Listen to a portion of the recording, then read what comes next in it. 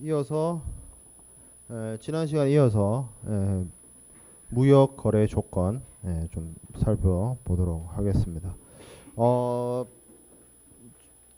우리가 다음 주가 되겠죠. 돌아오는 화요일 날 여러분들이 학습을 하게 될 내용들은 어떻게 보면 그것도 이제 트레이드 텀이라고 불릴 수 있어요. 무역 조건이라는 이름으로 불릴 수 있는 것들입니다. 근데 그 다음 주에 배울 것들은 정식으로 명칭이 있습니다. 인커텀스라고 하는 거예요. 인커텀스. 인커텀스랑 지금 여러분들이 배우고 있는 무역 계약 조건이랑 뭐가 다릅니까? 라고 했을 때 인커텀스는 ICC라고 하는 국제상업회의소에서 만든 정형화된 교역 조건, 무역 조건을 인커텀스라고 합니다. 그러니까 걔네들이 어떻게 보면 우리가 보통 얘기하는 어떤 플랫폼, 템플릿, 무역 거래의 템플릿을 만들어 놓은 게 인커텀스예요. 무역 계약이란 게 뭐 계약을 체결하면 당사자들한테 의무 이행을 발생시키기 때문에 이게 뭐 단순하게 그냥 선의로 체결할 수 있는 것은 당연히 아니고요.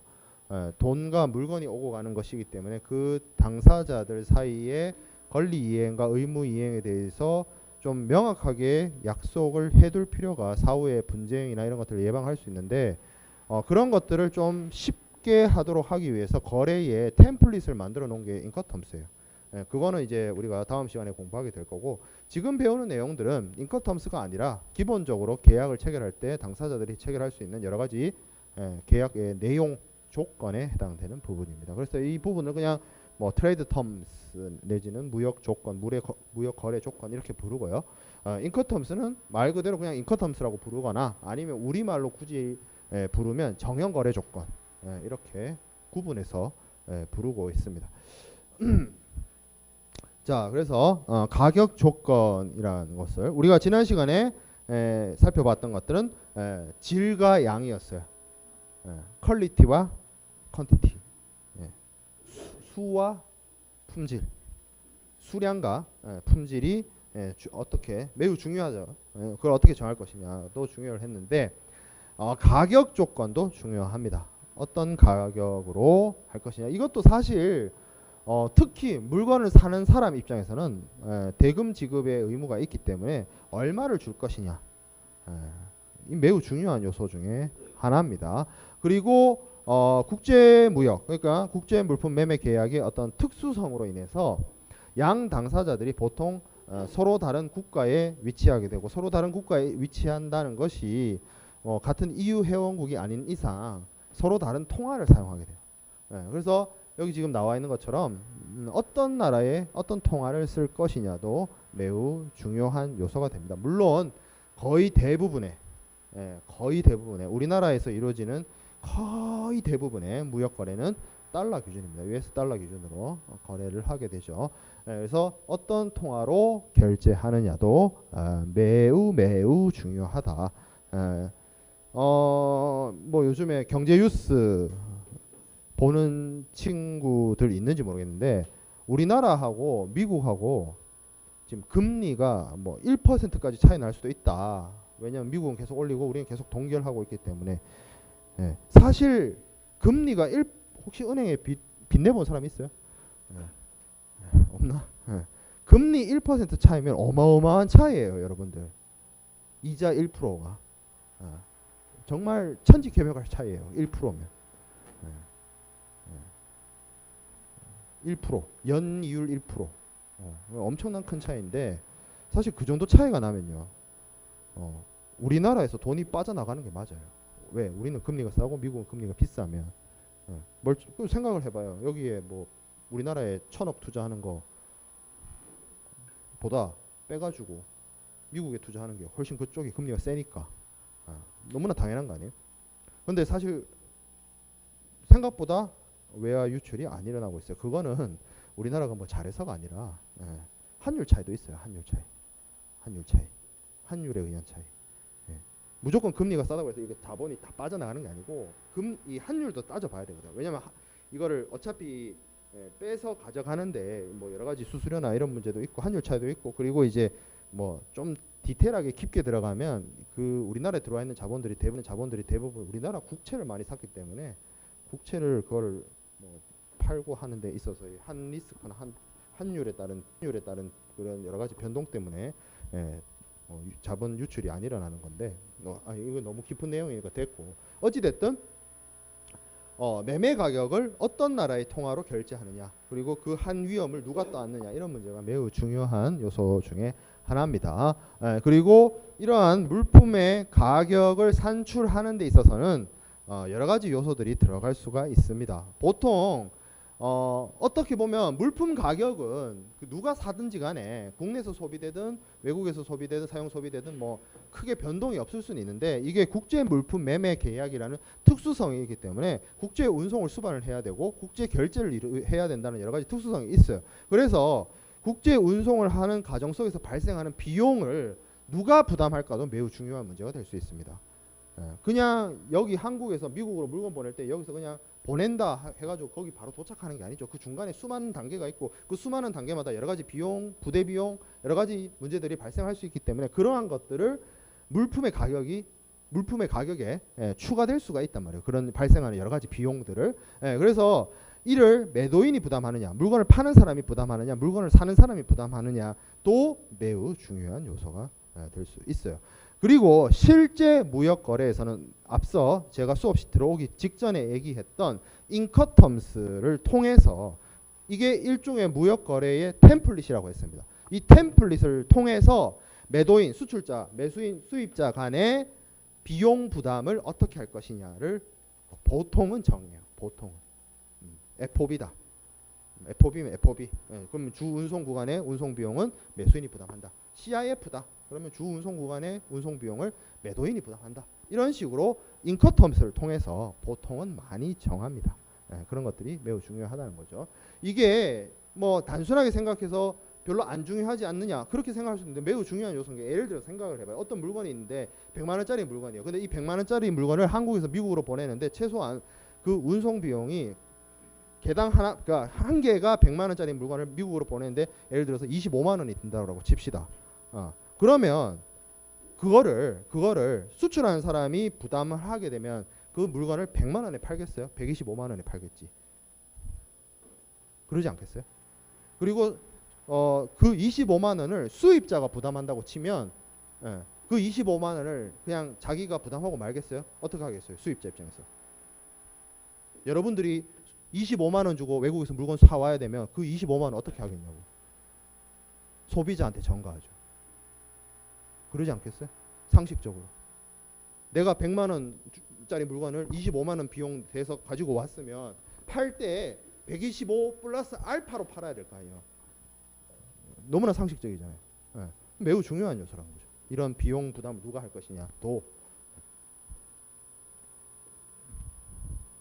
자, 그래서 매매 가격을 결정하는 요소들이 이런 것들이 있어요.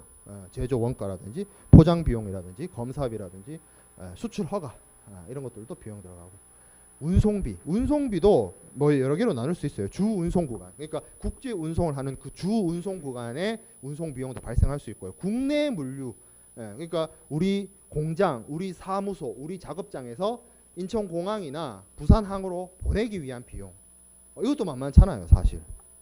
우리나라 같은 경우에는 이 그 국내 물류 비용이 생각보다 좀 비쌉니다. 비싼 편입니다. 여러 가지로 교통 사정이 그렇게 뭐 물류가 원활한 편이 아니라서 좀 비싼 편이에요. 근데 이게 약간 구조가 뭐 물류 수업이 아니라서 뭐 자세하게 얘기하기 좀 그런데 사실 또 비싼 편이 아닌데다가 실제로 이 국내 운송에 참여하는 당사자들이 굉장히 영세한 경우가 많아요. 그래서 좀 그런 부분에 있어서 개선이 좀 필요하긴 한데 그 영세하단 말이 이거 이 얘기는 좀 하면 너무 얘기가 길어질 것 같은데 지입제라는 게 있습니다. 지입제. 그러니까 모든 우리나라의 국내 물류를 담당하는 회사들이 자기들이 모든 차를 소유해가지고 직접 운영하는 방식이 아니라 회사는 회사 간판은 있고 페인트 칠은 돼 있는데 차주가 쉽게 말하면 그 차를 모는 사람이 그 차를 소유해 가지고 일종의 대형 운송 회사의 하청 비슷한 그런 형태로 되어 있는 경우가 많습니다. 우리나라에. 여러분들이 자료 같은 걸 좀 찾아보면 되는데 지입제 그런 문제가 좀 있어요. 그래서 사실 그런 부분에 있어서 우리나라 운송도 좀 국내 물류도 좀 발전할 필요가 있긴 있습니다. 어찌 됐든 뭐 그런 비용들 그리고 뭐 은행 뭐 수수료라든지 뭐 아니면 뭐 통관할 때 비용이라든지 이런 비용들이 물품을 외국으로 수출할 때 들어가는 어떤 추가적인 비용 뭐 이런 것들이 들어가는 것이죠. 사실 물건을 만들어서 이거를 수출을 안 하고 국내 판매만 할 것 같았다라고 하면 한 7번까지만 있으면 돼요. 그렇잖아요. 그리고 13번 정도 내가 마진을 남겨야 되니까. 근데 예를 들어서 뭐 8번, 9번, 14번 이런 것들은 내가 무역을 해서 수출을 하니까 추가적으로 추가 비용이 발생한다는 거죠. 원가가 더해진다는 거죠. 물품 가격이. 그러면 당연히 국내 판매할 때 가격보다 외국에 수출할 때 가격을 더 받거나 아니면 계약 조건을 잘 따져가지고 그거를 수입자한테 떠넘기거나 해야겠다는 거죠. 그래서 계약 체결할 때 이런 것들을 어떻게 할 것인가도 매우 중요한 요소 중에 하나입니다. 자, 그다음에 선적 조건이 있습니다. 선적 조건. 선적이란 거는 물품을 보통 선적할 때 우리 이제 영어로도 shipment라고 하죠. ship. 배죠, 배. 배에 화물을 실는 것을 보통 선적이라고 합니다. 그래서 선적 작업을 했다라고 하면 수출자 혹은 매도인이 그 물품을 국제 운송에 임하게 하기 위해서 주 운송 수단인 선박에 화물을 싣는 것을 말합니다. 그렇게 되면 이렇게 선적이 이루어진다는 것 자체가 또 어떤 의미를 가지고 있냐면 물품을 이 대상 무역 계약의 대상이 되는 그 물품을 수출자가 운송인한테 수입자한테는 아니지만 운송인한테 넘겨줬다는 의미가 돼요. 선적했다는 말에는. 그래서 뭐 해상 운송 계약이라든지 우리가 다음 주에 공부할 뭐 인커텀스라든지 대금 결제라든지 아니면 선화증권이라든지 그런 곳에서 어떤 기준 특히 이 선적이 어떤 의미를 가지냐 인커텀스의 뭐 FOB라든지 CIF라든지 그런 특정한 정형 거래 조건에서는 물품을 매도인이 운송인에게 넘겨서 선적을 했다라는 것이 곧 그 선적하는 시점이 수출자에서 수입자에게로 물품의 부담, 위험 부담 같은 물품의 어떤 물품에 문제가 생겼을 때 책임을 지는 그런 위험 부담이 이전됐다는 법적인 의미가 있기도 합니다. 그 부분에 대해서는 우리가 인커텀스 공부할 때 다시 자세하게 다루기로 하고 물품을 국제 운송을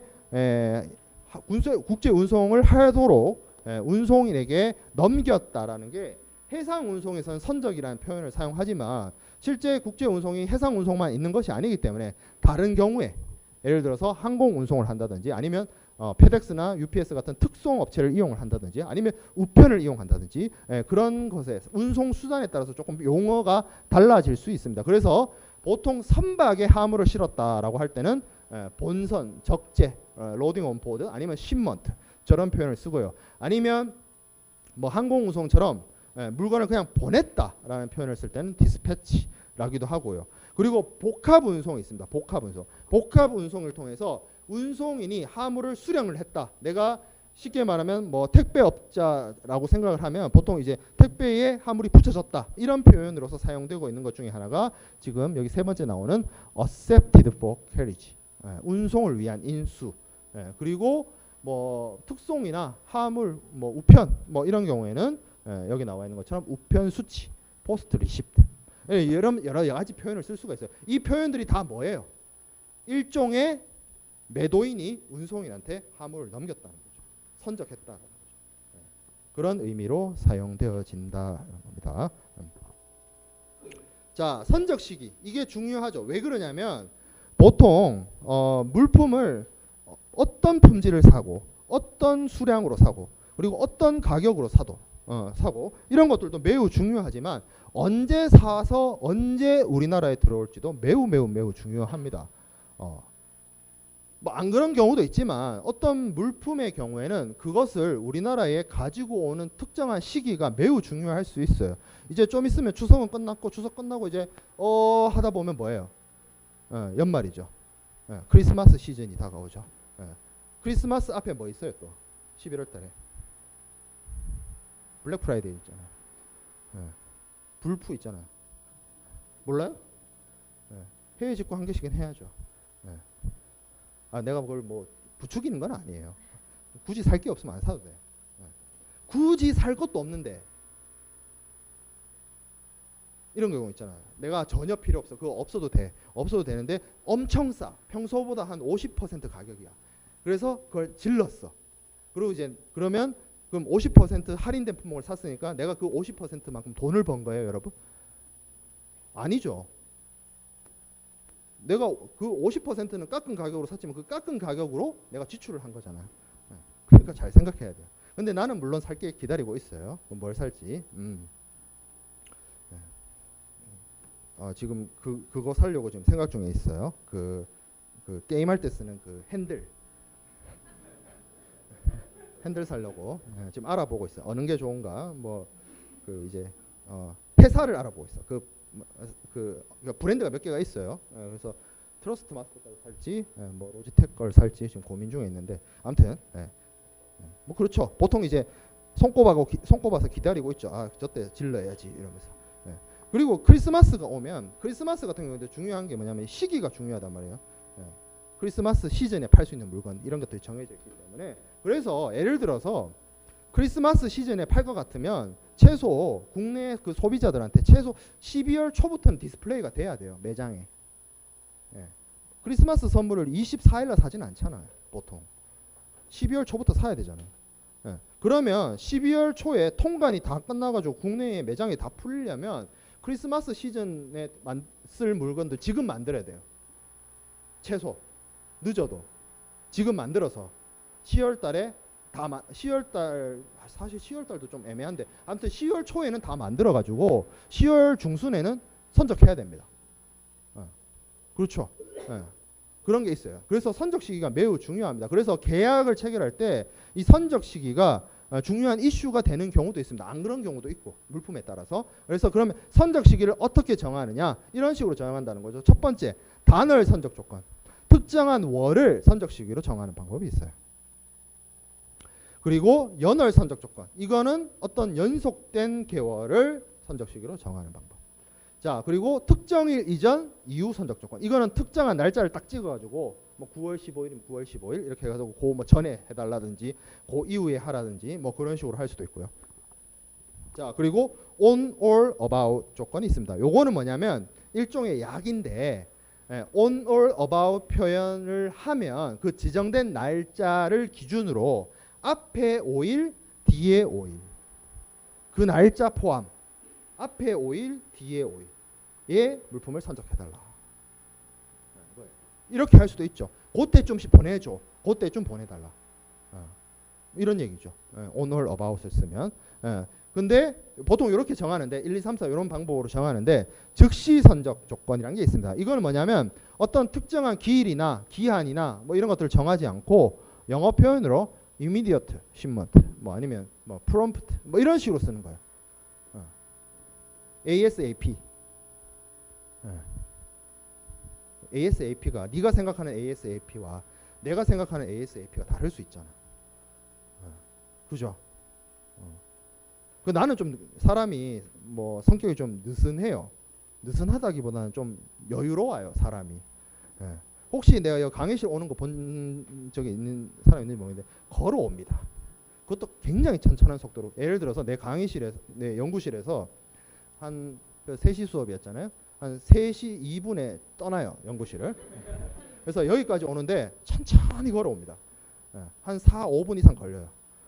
그래서 조금 늦게 들어오는 이유가 있어요. 나는 분명히 이제 왜 그러냐면 잘 안 뛰어요. 웬만해서는. 뛰면 뭐해? 땀만 나지. 뛰는 거는 뭐 위해서만 뛴다? 트레드밀 위해서만 뜁니다.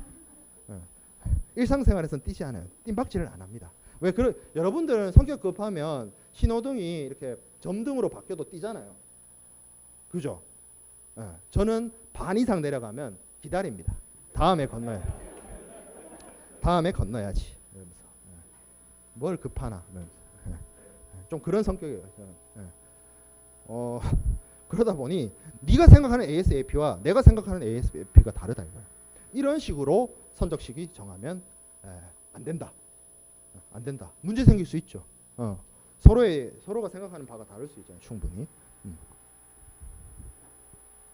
자, 그다음에 조건부 선적이 있습니다. 이거는 어떤 기일이나 기한으로 정하는 게 아니라 어떤 특정한 조건이 성취되면 뭐 해야 된다. 뭐 이런 경우라서 뭐 잘 안 쓰이긴 합니다만 뭐 여기서는 뭐 LC가 뭐 받아야 된다. LC를 받았을 때 그 조건으로 뭐 선적한다 이렇게 되어 있는데 이런 경우도 있고요. 자, 분할 선적이 있습니다. 분할 선적이란 거는 뭐 할부 생각해 보면 되죠. 그렇죠.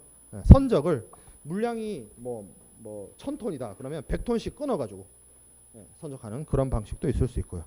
그리고 한적은 선적하고는 조금 다른데 운송하는 과정 속에서 운송수단을 뭐 동일한 운송수단이든 예를 들어서 선박에서 선박으로 아니면 선박에서 비행기로 비행기에서 선박으로 이런 식으로 운송수단을 하물이 갈아타는 경우를 보통 한적이라는 표현을 씁니다. 트랜스시먼트라고 하는. 자, 그 다음에 불가항력 조항이 있습니다. 사실 이 불가항력 조항을 여기다 넣어도 되는지 안 되는지 사실 좀 애매한 측면이 없지 않아 있는데 불가항력 조항이라고 하는 거는 뭐냐면 이게 이제 보통 무역계약서, 일반거래조건협정서 같은 무역계약서에 보통 들어가게 돼요. 삽입이 됩니다.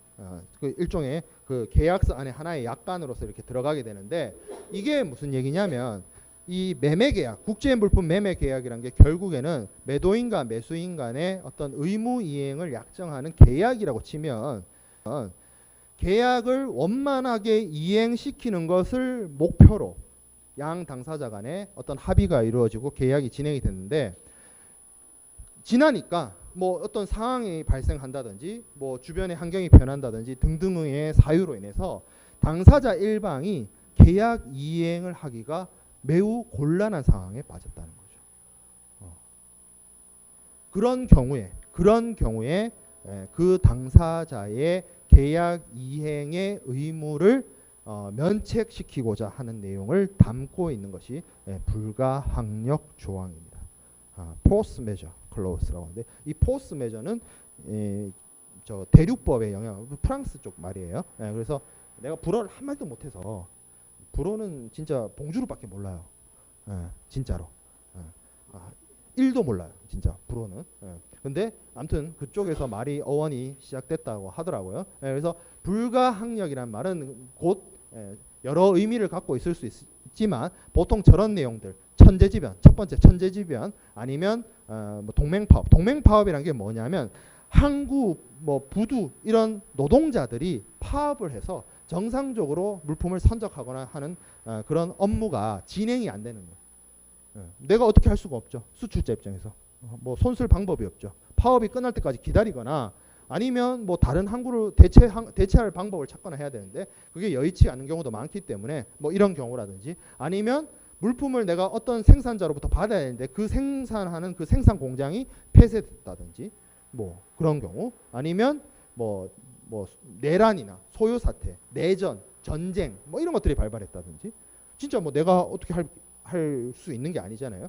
그러니까 내 손을 떠난 보통 이제 비욘드 컨트롤 뭐 이렇게 얘기하는데 내가 어떻게 할 수 없는 주변 환경, 주변 상황이 계약 이행을 지속시키기가 어렵게 됐다라고 한다면 그것을 이유로 당사자, 계약의 당사자들의 권리 의무를 그 사안이 발생한 이후에 면책시키고자 하는 내용을 담은 계약 조항이 불가항력 조항입니다. 불가항력 조항.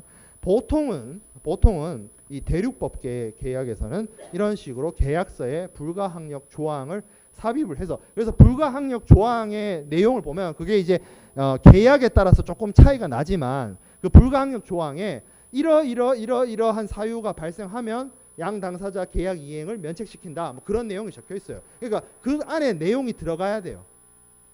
사유가. 거기에 언급되지 않은 사유로 내가 이거 계약 이행을 못하겠다. 그렇게 주장할 수는 없어요. 그러니까 계약서 쓸 때 잘 써야 되는 거야. 계약서 쓸 때. 매우 중요하다는 거야.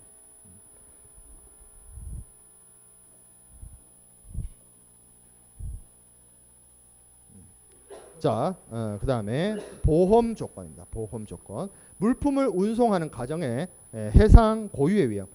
보통은 뭐 항공 운송도 최근에는 많이 합니다만 무역이란 게 해상 운송을 중심으로 발달을 했기 때문에 이 바다란 곳에서 발생할 수 있는 여러 가지 사고를 어떻게 보면 리스크 매니지먼트 하는 측면에서 반드시 필요한 게 해상 보험입니다. 그래서 보험을 드는 것이 당사자들이 어떤 자신의 재산이나 자신의 권리를 지키는데 매우 중요한 수단이긴 한데 사실 이거는 여러분들이 인커텀스를 공부하게 되면 좀 쉽긴 한데 그냥 보험 조건이란 게 어차피 보험을 드는 사람 입장에서는 내가 필요해서 내가 드는 보험이고 보험을 뭐 들라고 뭐 강요하는 것도 아니고 해서 뭐 크게 이슈가 될 게 없습니다만 정형거래 조건 중에 정형거래 조건 우리가 배울 다음 주에 배울 인커텀스 2010에 보면 11가지 정형거래 규칙 중에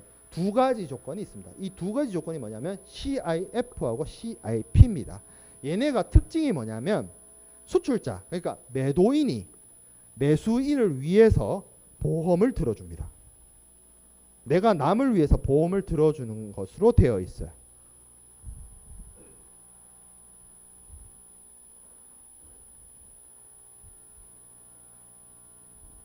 요새 제가 식이 조절로 다이어트를 한다고 해서 따로 운동을 안 하는데 그 전까지는 PT를 했어요. PT 뭔지 알죠? 퍼스널 트레이닝.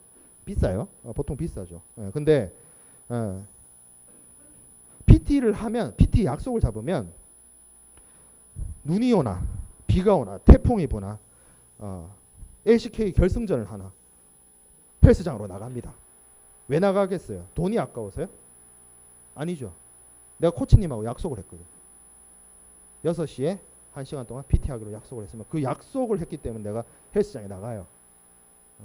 PT 약속이 없으면 안 나가죠. 그렇죠. 근데 이 CIF, CIP는 무슨 얘기예요? 매도인이 매수인을 위해서 보험 들어주기로 약속한 조건이에요. 정형거래 조건 중에. 이게 의무입니다, 여러분. 의무가 있다는 말은 내가 누군가를 위해서 그것이 계약 상대방이든 뭐 누군가든 아니면 국가든 아니면 사회든 기업이든 누군가를 위해서 반드시 그 일을 해야 되면 그게 의무입니다. 그러니까 11가지 정형거래 조건 중에 이 2가지는 매도인에게 보험을 들어줄 의무를 부여한 거예요.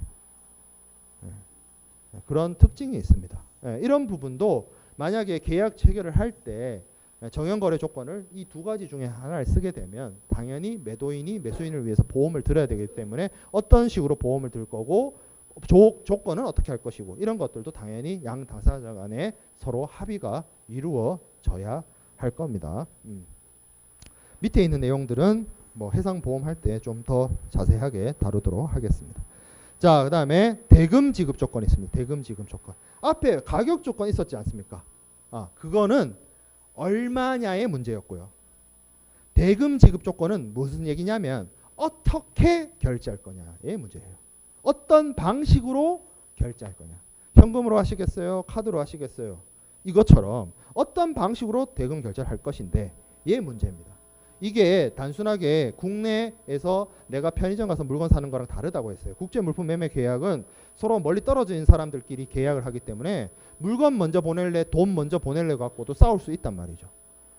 그래서 지금 여기 나와 있는 게 뭐예요? 대금을 지급하는 시기가 매우 중요해요. 선적전 지급. 선적전 지급이 뭐예요? 물건을 사는 사람이 실제로 물품이 선박에 선적되기 전에 먼저 돈을 준다는 거예요. 선금이죠, 선금. 자, 그 다음에 선적시 지급. 물품이 선적될 때 그때 돈을 준다는 거예요. D 페이지에 보면, D 슬라이드에 보면 뭐도 있어요.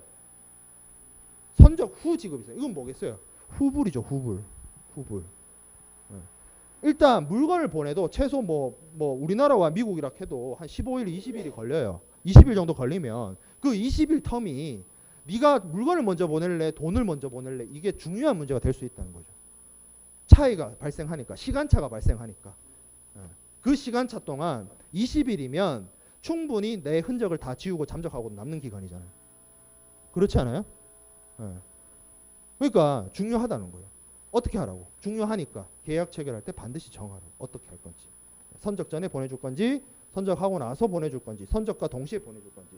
그래서 보통 우리가 무역거래에서 사용하는 대금 결제 방법 중에 선적 전 지급, 선적 전 지급이기 때문에 누구한테 유리하겠어요? 선금이라 했어요. 물건 사는 사람이 선금해 줍니다. 그럼 누가 좋아요? 물건 파는 사람이 좋죠. 물건 파는 사람이 누구예요? 매도인, 곧 수출사가 좋은 방식. 이거는 첫 번째 CWO 되어 있습니다.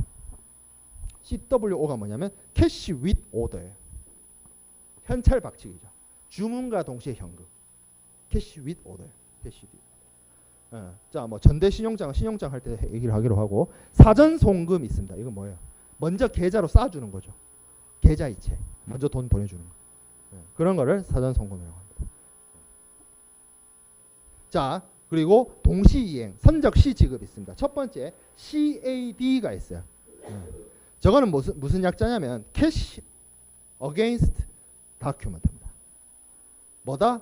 우리가 지난 시간에 선화증권에 대해서 공부를 했습니다. 선화증권이 어떤 역할을 하는 서류예요? 물품의 권리가 체화되어 있는 서류입니다. 물품의 권리가 체화되어 있는 서류는 그 서류를 가지고 있는 사람이 물품의 소유권자임을 주장할 수 있는 서류란 얘기예요. 그러면 서류하고 내가 물건을 아직 안 왔어요. 우리나라에.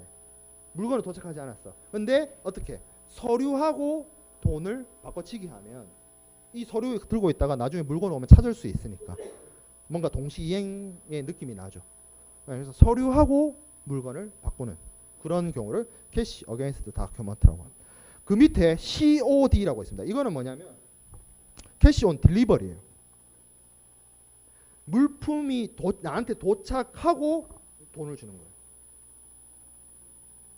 뭐 생각하면 되냐면 피자 배달 생각하면 돼요. 물론 요새 뭐 어플들 이용하면 사전 결제할 수 있습니다만 원래 전통적인 방식이 뭐예요? 짜장면 배달하면 뭐예요? 아저씨가 오면 음식을 받으면서 돈을 들이죠. 네, 딱 그거 생각하면 됩니다.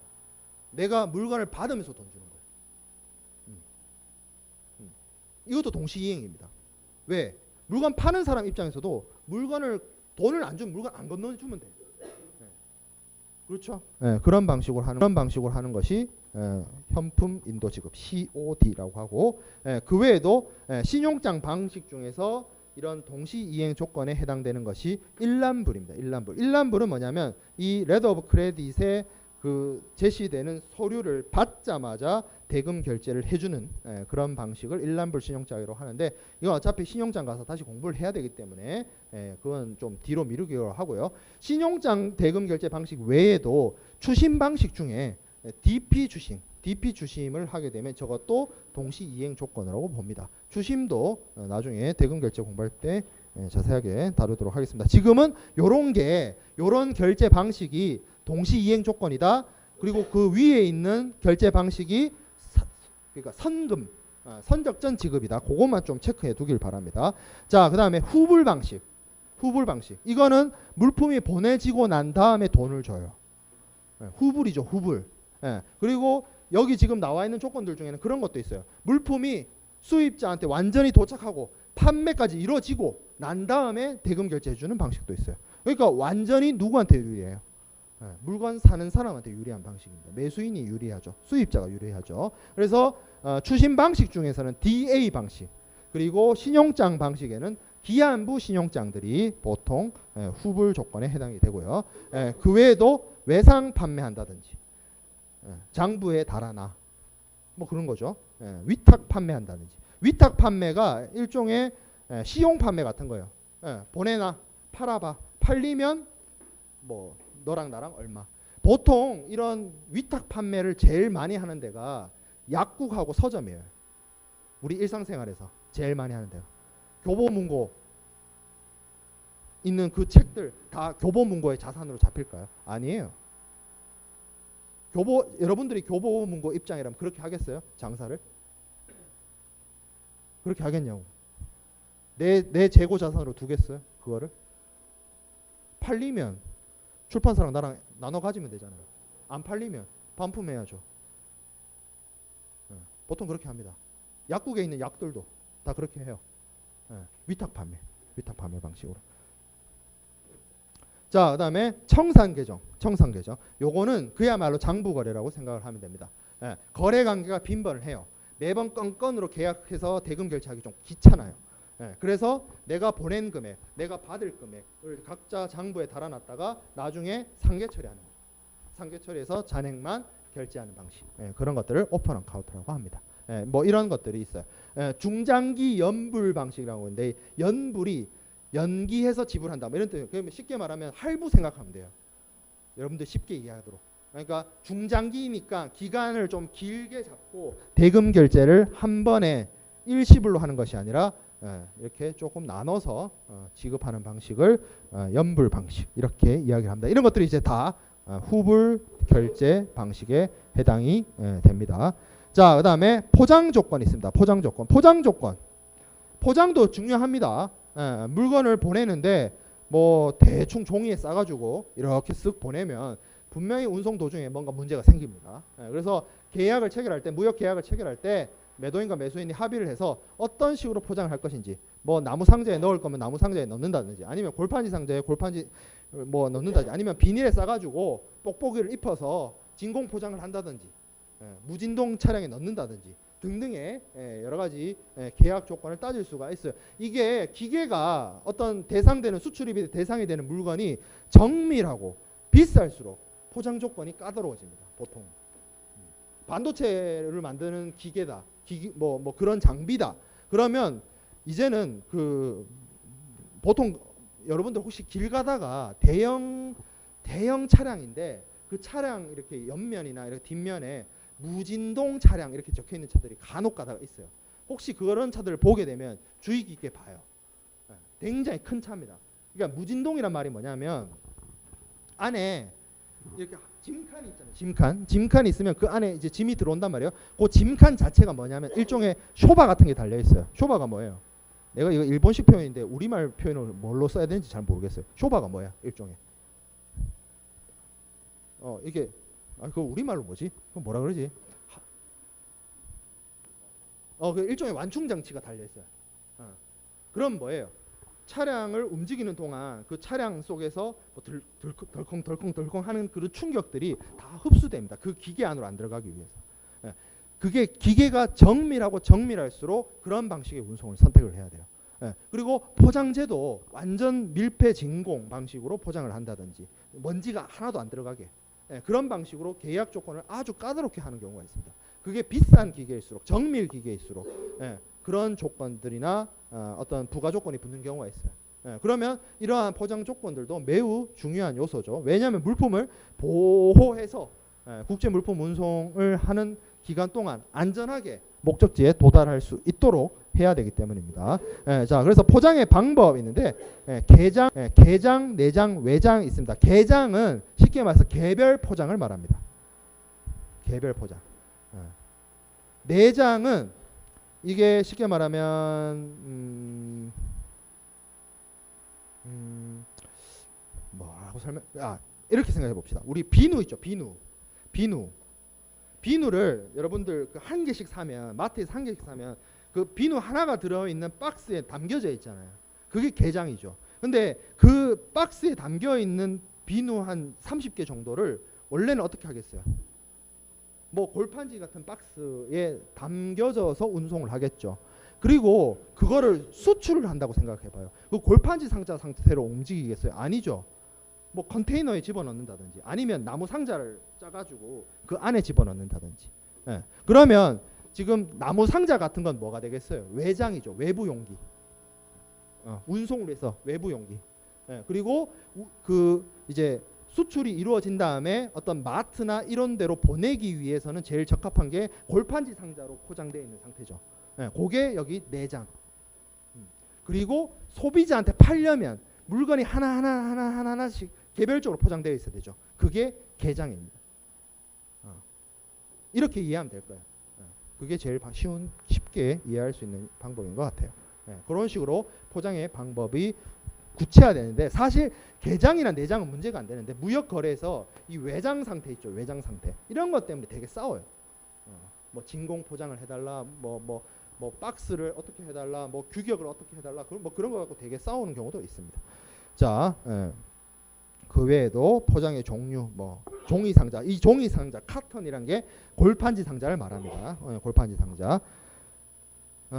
그리고 화인이라고 되어 있는데 이거는 뭐냐면 컨테이너가 아니라 앞서 얘기한 뭐 나무 상자라든지 뭐 포대라든지 뭐 골판지 상자라든지 그런 것들의 경우에는 좀 어떤 화물의 크기나 모양, 외벽 이 외장 모양의 상태가 유사하거나 비슷하게 생겨 있거나 크기가 비슷하거나 구분이 안 가거나 할 수가 있어요. 그래서 그러한 상자 겉면에 표시를 통해서 물품을 구분하고 그리고 그 물품에 취급 주의해야 되는 부분들을 적어두는 걸 보통 shipping mark라고 합니다. 화인이라고 해요. 그래서 뭐 이런 경우 있죠. 뭐 깨질 수 있는 물건, 주의 요망, 뭐 이런 것들 쓰여 있는 거 상자에 그런 것들을 보통 화인이라고 합니다. 그래서 화인에는 이 물품을 구분하기 위한 뭐 마크라든지 아니면 넘버라든지 뭐 일렬 번호라든지 이런 것들이 적혀 있기도 하고요. 그리고 화물에 대한 어떤 주의 표시 이런 것들이 적히는 것들을 보통 화인이라고 합니다. 근데 이제 컨테이너로 넘겨오면서 예전에 컨테이너가 사용되기 이전에는 이게 매우 중요했어요. 왜냐하면 거의 다 나무 상자 같은 데다 담아서 화물을 옮겼기 때문에. 지금은 근데 이제 컨테이너가 들어오기 때문에 컨테이너는 요즘에는 어느 정도까지 기술이 발달했냐면 컨테이너 개별 컨테이너 하나하나에다가 RFID 기술을 다 접목을 해가지고 스캔을 합니다. 스캔.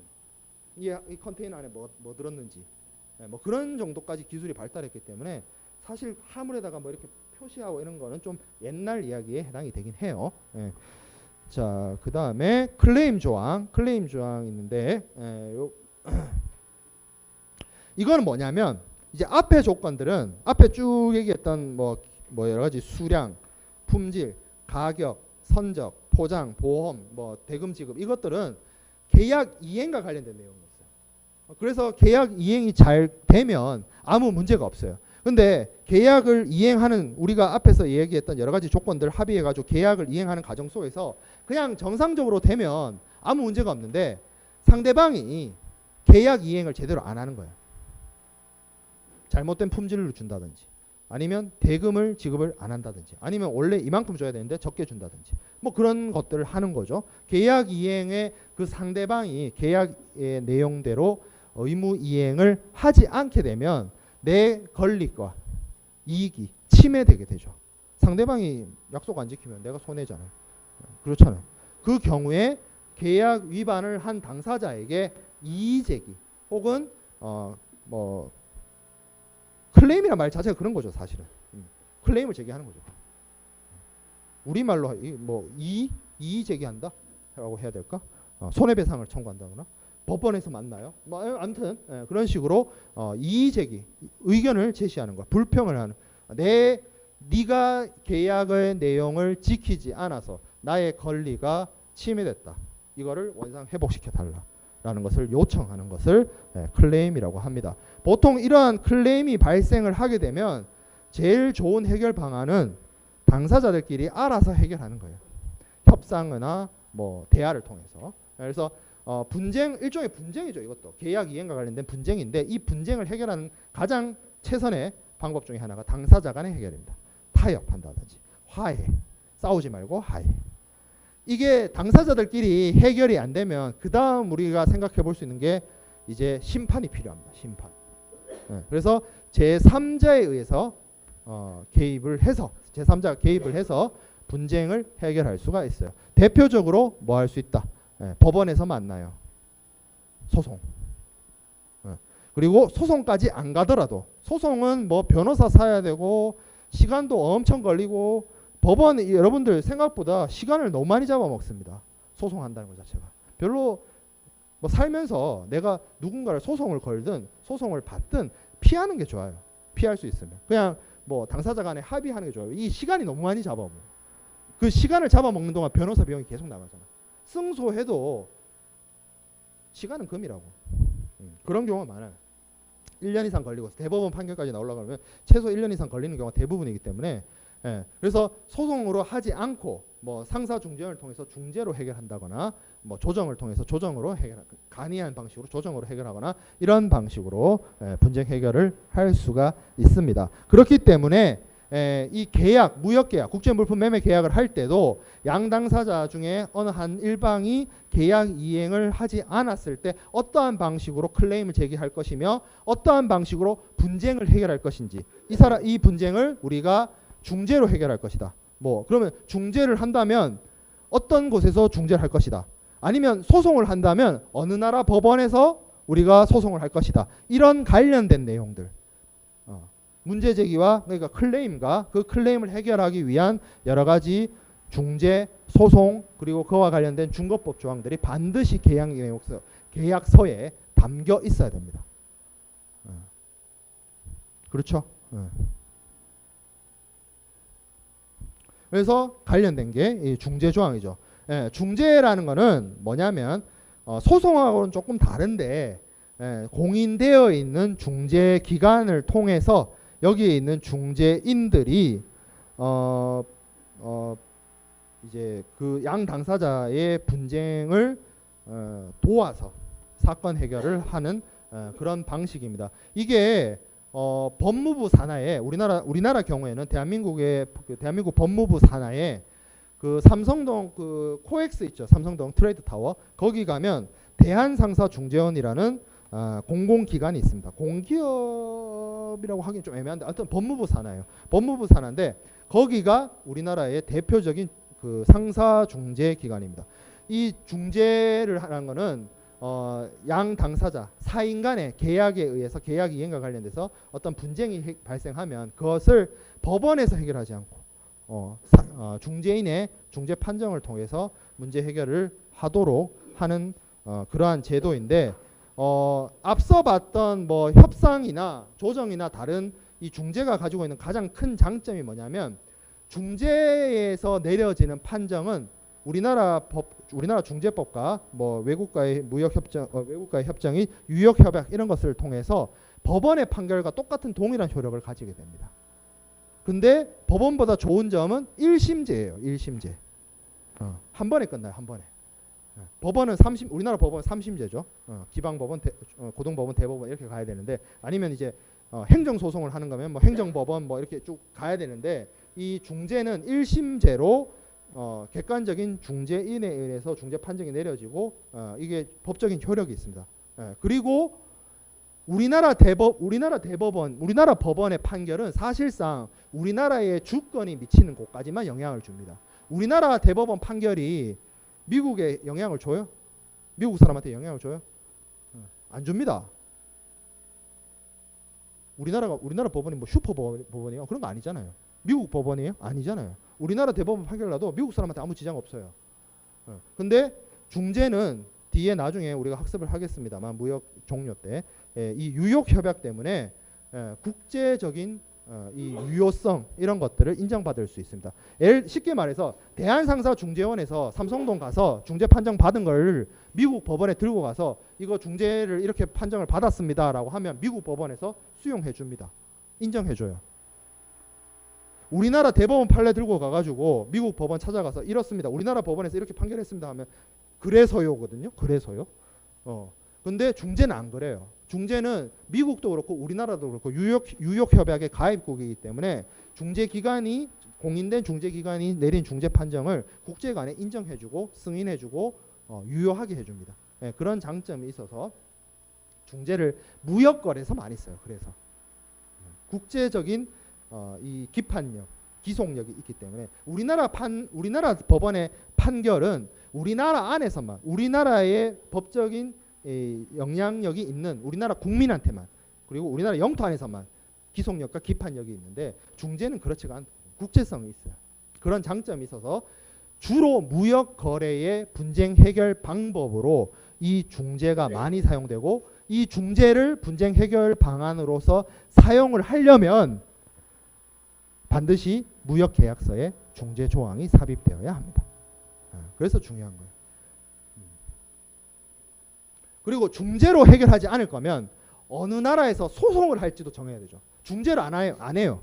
분쟁 해결을 중재로 안 해요. 소송으로 하기로 했어요. 그러면 소송으로 한다라고 치면 한국 사람하고 미국 사람하고 무역 거래를 하면 이걸 한국 법원에서 처리할 것인지 미국 법원에서 처리할 것인지도 미리 정해놔야 돼요. 그렇지 않겠어요?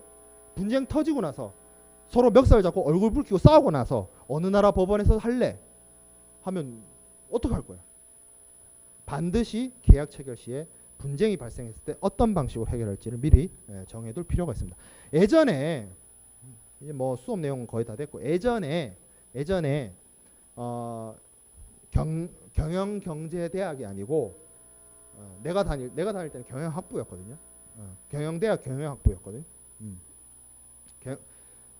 대학 하나 그냥 학부 하나 이게 끝이었어요. 그러니까 경영대학 경영학부였어요. 01학번 때는.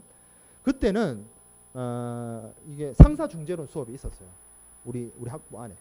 근데 지금은 이제 경영 인증 뭐 이런 것들 때문에 그런 수업들이 사라졌는데 지방이나 아니면 서울에 있는 학교들 중에서 다른 학교들 경우에는 이 상사중재론 수업을 하는 경우가 있습니다. 그럼 하면 보통 뭘 하냐면 이 대한상사중재원에서 뭐 이런 여러 가지 이렇게 뭘 하냐면 학생들한테 모의 중재를 한번 해요. 그러니까 무슨 모의 재판처럼 여기 로스쿨 학생들이 이제 모의 재판 하듯이 상사중재론 수업 듣는 친구들 대상으로 대한상사중재원에서 지원이 나와서 이게 그 모의 중재 같은 걸 하기도 합니다. 저도 다음 달 12일인가 경북대학교에서 대구에 있는 경북대학교에서 모의 중재를 대회를 하는데 그러면 이제 그쪽 지역에 있는 대학교들 있죠. 뭐 경북대학교라든지 영남대학교라든지 그쪽 학생들이 팀을 이뤄서 모의 중재를 합니다. 쉽게 말해서 팀을 짜서. 그러면 대한상사중재원에서 뭐 우수상 뭐 이런 거 상도 주고 대한중재원장상 뭐 이런 거 최고상이 법무부 장관상인지 그건 잘 모르겠어. 아무튼 뭐 왜냐하면 그게 상급기관이 법무부라서 대한상사중재원의 상급기관이 법무부라서 상 같은 게 나와요. 그래서 내가 연락을 받았는데 심사위원으로 와달래. 가기로 했는데 이제 우리 같은 경우에는 이제 중대 같은 경우에는 이제 그런 수업 자체가 이제 사라져다 보니까 좀 그런 거를 여러분들이 좀 접하거나 할 기회가 없어진 게 좀 아쉽긴 해요. 그리고 수업 내용도 많이 다룰 수가 없어요. 이게 사실 무역 계약의 끝부분이에요. 끝부분.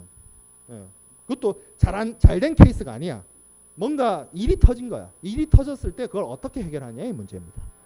근데 무역학 개론 수업 시간에는 이런 내용, 이런 제도가 있다의 소개로 그칠 수밖에 없고 국제상학 시간에도 다뤄도 뭐 그냥 뭐 한 주 정도, 1시간 정도밖에 못 다루는 게 좀 한계가 있어요. 그래서 관심 있는 친구들은 그런 부분에 대해서 개별적으로라도 본인이 대한상사중재원 같은 경우에도 공기업이고 여러분들한테 좀 생각 있는 친구들한테는 어떻게 보면 좋은 기회일 수도 있어요. 그런 것들이 그러니까 사람들은 잘 모르는데 좋은 기회와 좋은 대우를 받을 수 있는 여러 가지 것들이 많단 말이에요. 그런 부분이 그런 부분들에 대해서 좀 여러분들이 좀 스스로가 찾아서 해봤으면 좋겠어요. 오늘은 여기까지 하고 화요일 날 이어서 하도록 하겠습니다.